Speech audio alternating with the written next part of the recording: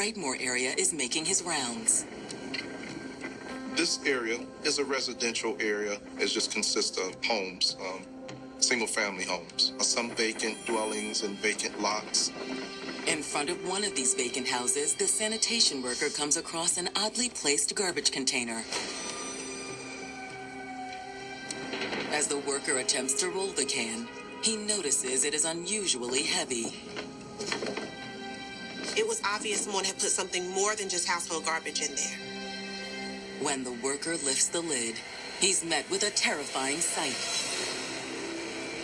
There is the body of a deceased female. The worker immediately runs back to his truck to call 911.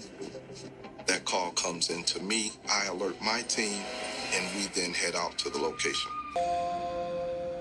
Mario had been working at East Jefferson Hospital, so through his days in and out of the hospital itself, he did meet Gina in the x-ray department, where Mario and Gina dated approximately a year. They had a grand, beautiful wedding. They moved across to the North Shore, built a beautiful home, and started their life together there. I remember the day he called me and they announced that she was pregnant. He always loved children. So to have his own was that was the greatest gift in the world you could ever shower him with.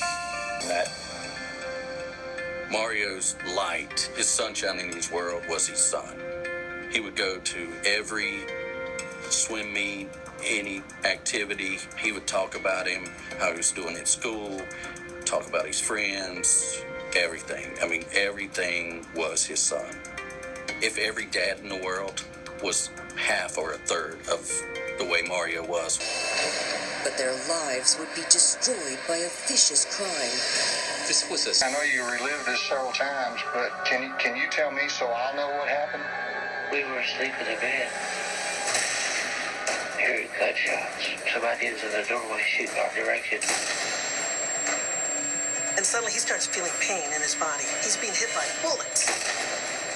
He raised up and turned his head to the right and was hit in the right cheek, and the bullet passed all the way through and came out by his left ear.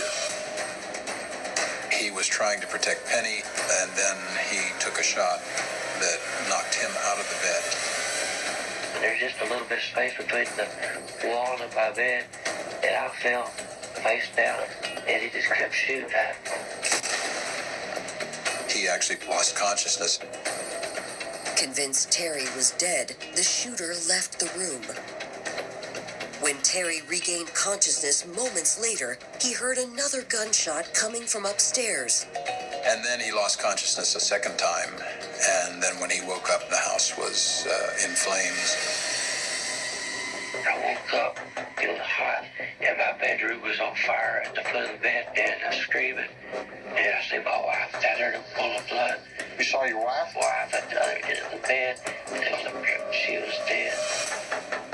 I can't even imagine for a second being shot 5 times, looking over to your wife, seeing that she's gone, and hearing your children upstairs needing help.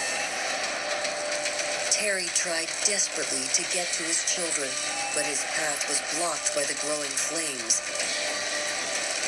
That whole area was engulfed. He couldn't go out that way, and so he couldn't get to the kids. He went to the bathroom. He walked through a tunnel of fire and smoke.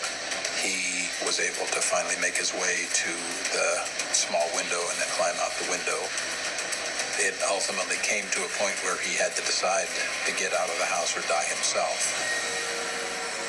He saw the porch light of his neighbor, and he just kept praying, God, let me go to that light.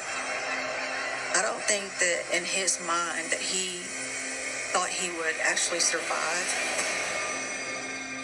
but he wanted somebody to know who was responsible for the murder of his family.